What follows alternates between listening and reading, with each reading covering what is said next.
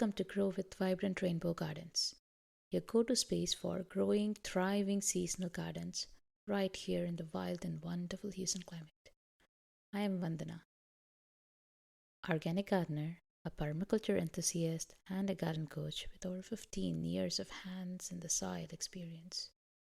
Whether you're starting with a pot of herbs or a backyard full of weeds, you're in the right place.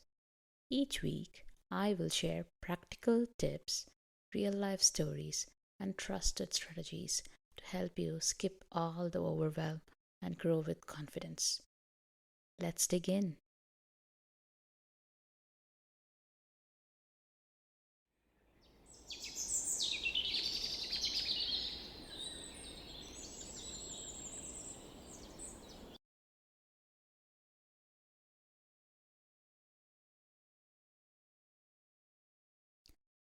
Hey friends, Vandana here with Vibrant Rainbow Gardens. And today we are tackling the topic that I get asked about more than anything else: Houston's clay soil.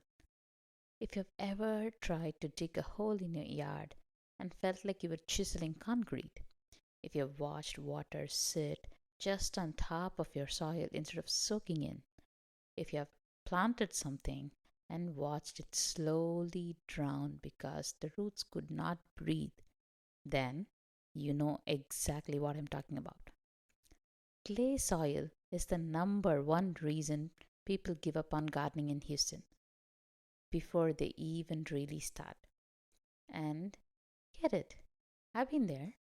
My first year gardening here, I spent over $200 just on compost and amendments. I dug until my back hurt, and I still lost more than half my plants. But here's what I learned: clay soil doesn't have to be your enemy. Once you actually understand what you're dealing with and what your options are, it becomes manageable. Sometimes you work with it, sometimes you work around it, and sometimes, honestly, you just skip it entirely. So today, I'm going to be sharing everything I know about Houston's clay soil. I'm going to tell you what worked for me, what didn't, and give you three different approaches based on your budget, your energy level, and your goals. Let's dig in. Pun absolutely intended. All right. So, first, let's talk about why Houston clay is such a beast. Clay soil is made up of tiny, tiny particles that are packed together really tightly. When it's dry, it's hard as a rock. When it's wet, it becomes this sticky, gluey mess that plants can't grow in. Here's what happens to plants in pure clay. First, drainage is terrible. Water can't move through those tightly packed particles, so it just sits on top. Your plant's roots are literally sitting in water and they start to rot. Even plants that like moisture can't handle that. Second, there is no air. Plant roots need oxygen. In clay soil, there are no air pockets, so roots suffocate. That's why you will see plants that look fine above ground, but when you pull them up, the roots are brown and mushy instead of white and healthy. Third, when it dries out, it's like concrete. New roots can't push through it. Seeds can't germinate. And forget about digging. You need a pickaxe. Sometimes even that doesn't work.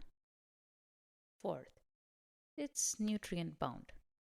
Clay actually holds nutrients really well, which sounds good, but those nutrients are tightly bound to the clay particles that plants cannot access them easily. So you've got the soil that drowns plants when it's wet, suffocates them when it's dry, and doesn't give them the nutrients they need. No wonder so many people struggle and so many plants struggle. Now, here's the thing: you can't just add sand to clay and call it a day. I know someone told you that. Someone always tells beginners that. But it doesn't work. When you mix sand and clay, you basically get concrete. It's worse than before. The solution is organic matter, compost. Lots and lots of compost. But even that has to be done right, which I'm going to talk about in a minute. Let me tell you about my first year first. So, my first year gardening in Houston, I was so excited. I've been watching YouTube videos, reading gardening blogs, and I thought I had it all figured out. I picked a sunny spot in my backyard. I dug out the area and I planted my first vegetable bed. And oh my gosh, the digging. I was out there with a shovel, and every scoop felt like I was trying to break up a brick wall. My hands got blisters. My back was killing me. But I powered through because I was determined. Then I went to the garden center and brought bags and bags of compost. I think I spent about like $150 to $200 just on compost. I mixed it into the clay, probably about 30% compost. And I thought, okay, this is going to be so great. I planted the tomatoes, peppers, squashes, cucumbers, all of these because it was spring, and that's what all the gardening content said to do. At first, things looked okay. The plants started growing, but then we got a big rain, and water just sat there for days. The soil was soggy, and slowly my plants started looking sad. Leaves turned yellow. Growth slowed. A couple of tomatoes just keeled over and died. I didn't understand what was happening. I had added compost. I followed the advice, but what I didn't realize was 30% compost wasn't enough. The clay was still dominating, the drainage was still terrible. I lost probably half of my plants that first season, some more than half, I think. And I remember standing in the garden, so frustrated, thinking, maybe I'm just not cut out for this. Maybe Houston soil is too hard. But here's what changed everything. I started talking to experienced Houston gardeners. I went to local gardening events and I just asked questions, lots and lots of questions.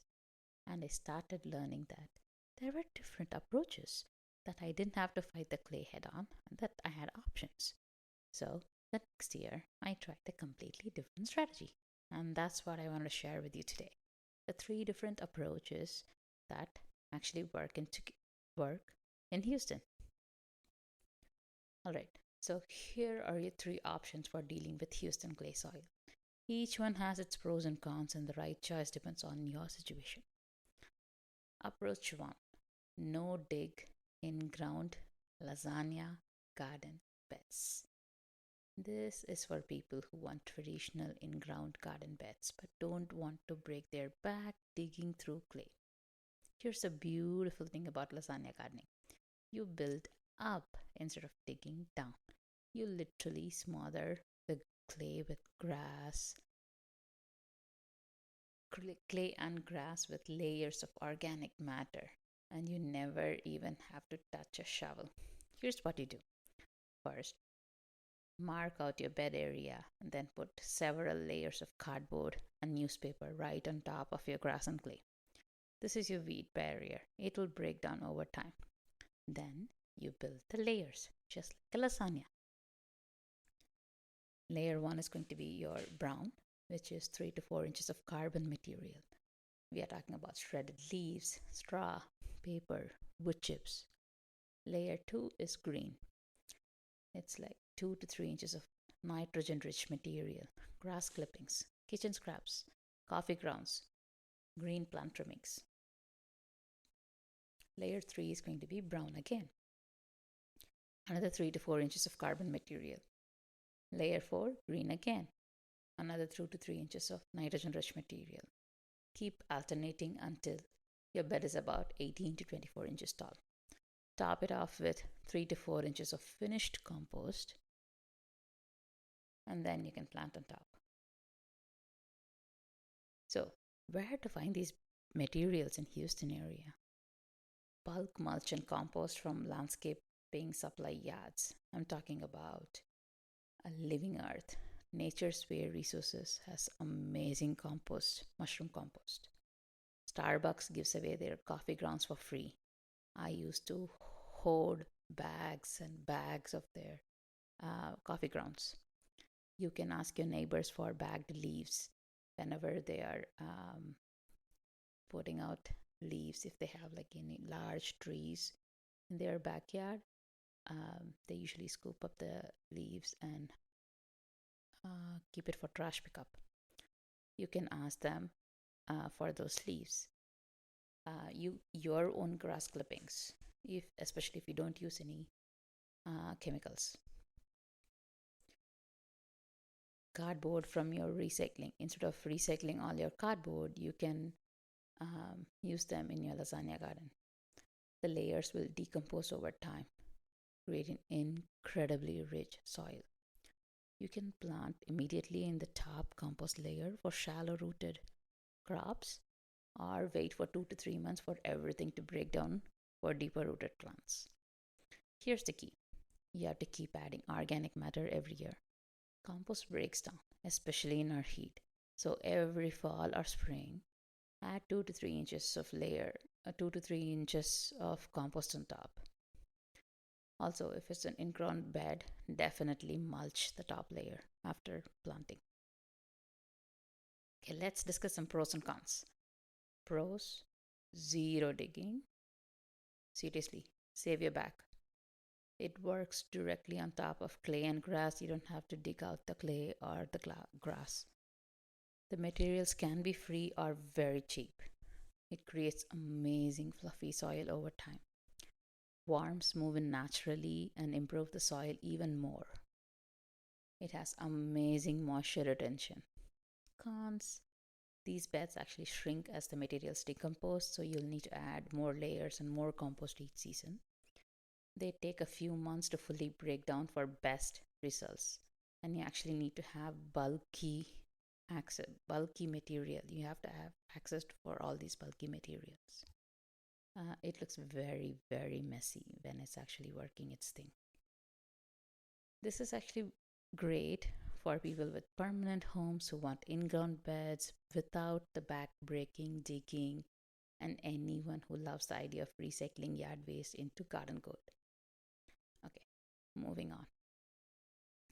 My approach to is going to be raised beds. This is my favorite compromise. This is what I eventually switched to, and it's honestly my favorite approach for most people. You build raised beds, I'm talking 12 to 18 inches tall, and then you fill them with a custom soil mix.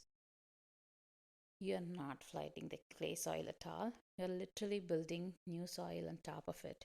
It's great for families young and old. You can even build those lasagna beds inside a raised bed. Here's how to do it. You can build or buy raised bed frames. I'm absolutely loving my Vigo metal raised beds. These are great because they last, but you can also use cedar, composite lumber, or even cinder blocks. For the soil mix, I use high quality compost, high quality topsoil, and amendments like all purpose organic fertilizer, bone meal, blood meal, some worm castings, and activated charcoal. There are some really high quality premix soil blends available at your local soil yard. You can even buy them bulk. Talk with them and ask for their ratio and sources for compost. If you just call your closest soil yard and ask them what their soil is made up of, they will actually explain it to you. A lot of people actually use Mel's mix, the guy who invented square foot gardening. It's basically 1/3 compost, 1/3 peat moss or coco coir, and 1/3 vermiculite and perlite. This works really well, but I prefer this mix for containers because of its lightweight and excellent drainage capabilities. I don't want to fill my big raised beds with this really pricey mix. You can line the bottom with cardboard for the raised beds to suppress weeds, and then you can fill your beds. You can use, if you have like wooden logs, you can fill the bottom of the beds with wooden logs, or you can build your lasagna layers inside the raised bed. I wouldn't do it on a wooden raised bed, but with metal raised beds, it'll work. The roots can eventually grow down into the clay below, but at that point, they are established and strong. Okay, moving on to pros and cons. You completely bypass the clay problem. You have better drainage and aeration from day one. It's easier on your back, no bending as much. You control the soil quality 100%. It can be very productive in small space. Cons, it's the cost for lumber, the raised beds, and soil. The beds will dry out faster in summer. It will need consistent watering because the drainage is excellent. Not great for deep rooted crops, especially if you're going like 6 to 8 inches beds. If they are taller raised beds, deep rooted crops work beautiful. This is actually great for most people. Honestly, it's a sweet spot between effort, cost, and results. Okay, moving on. Approach 3 is going to be using containers, 1 containers. This is for people who want to start small, who have very limited space, or just don't want to deal with the soil situation at all. You can grow everything in pots, self watering containers, fabric grow bags, terracotta pots, or those layered pots that you can stack on top of each other. I have favorite green stock, and I absolutely love my green stock for that. You grow it works, whatever works for your space and aesthetic. Let's figure out how to do it. We'll have to use a very high quality potting mix. Definitely not garden soil, it's too heavy for containers. I like Fox Farm Ocean Forest soil, Pro Mix, or I use my own mix. I use very similar to Mel's Mix formula. For vegetables, you want containers that are at least 5 gallons for tomatoes, peppers, and eggplants. I've used buckets from Home Depot loaves before. 3 gallons for lettuces, herbs, and greens. 1 to 2 gallons for small herbs. Make sure every container has drainage holes. In Houston, self watering containers are a lifesaver because in summer the pots will dry out extra fast. The pros are no digging, no amendments, no back pain. You can move the pots around to follow the sun. You can keep them in shade if it's in the summer. You can move it back out when it's spring or fall. It's perfect for renters, people who might move. It's amazing for small spaces like patios and balconies. Super easy to troubleshoot. If one plant struggles, it does not affect the others because they are in entirely different pots. The cons are you have to water almost twice a day in summer. It's very expensive per square foot if you're growing a lot. That's very limited root space. You cannot grow huge heirloom varieties. Potting mix needs to be refreshed or amended each season. But this is great for beginners, renters, small space gardeners, or anyone who wants to test the waters before committing to bigger infrastructures. So, these are your 3 approaches: lasagna, gardening, raised beds, or containers. Here's the truth: you can mix and match. I have raised beds for most of my vegetables, but I also have containers. I also grow trees, fruit trees in containers. I also have a green stock near my kitchen door. I also build lasagna beds for trees and perennials like asparagus. You don't have to pick one method and stick with forever. Start with whatever makes sense for you right now, and then you can mix and match. You can grow with your garden.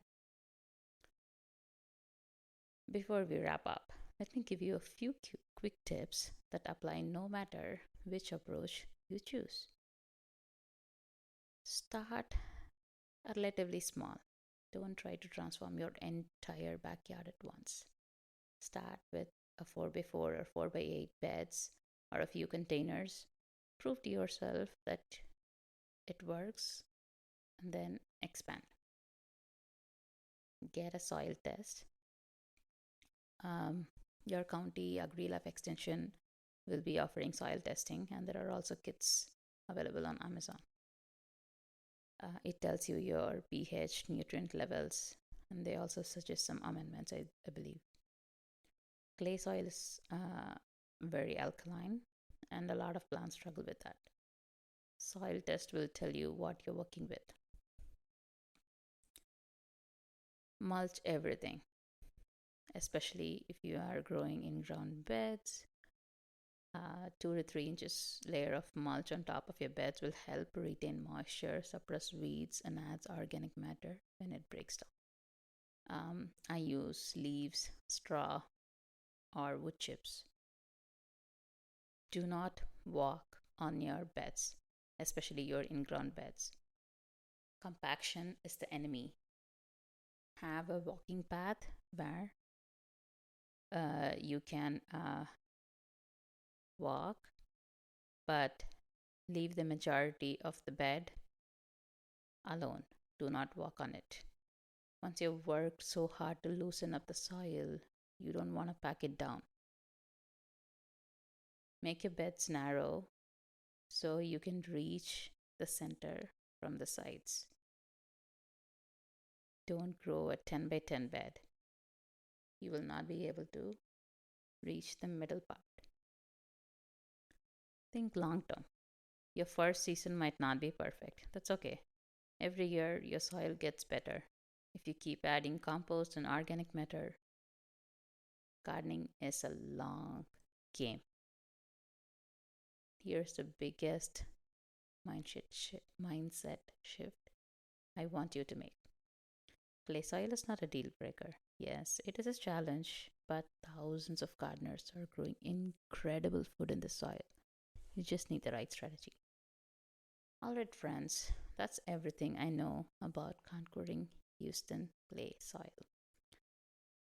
To recap, you have 3 main approaches: lasagna gardening method, raised beds, or containers. There is no one right answer. It depends on your space, your budget, and your goals. Start small, be patient, and don't be afraid to experiment. And remember, my first garden was a disaster. I spent money, I worked hard, and I still lost all my plants.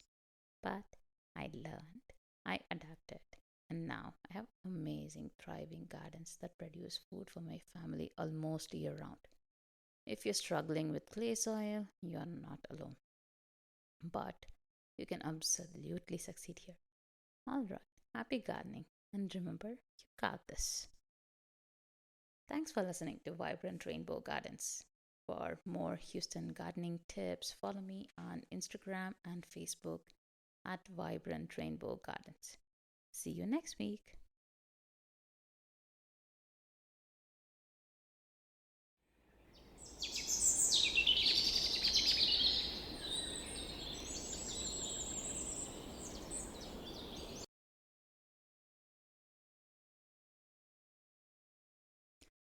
Thanks for tuning in to this episode of Grow with Vibrant Rainbow Gardens. I hope it gave you some fresh ideas and grounded confidence to take that next step in your garden. If you loved today's topic, be sure to subscribe and leave a review. It helps other local gardeners find the show. Want to go deeper? Grab one of my free resources, book a one-on-one consult, or check out my latest workshops at vibrantrainbowgardens.com. All the links are waiting for you in the show notes. Until next time, keep planting, keep growing, and trust your garden instincts.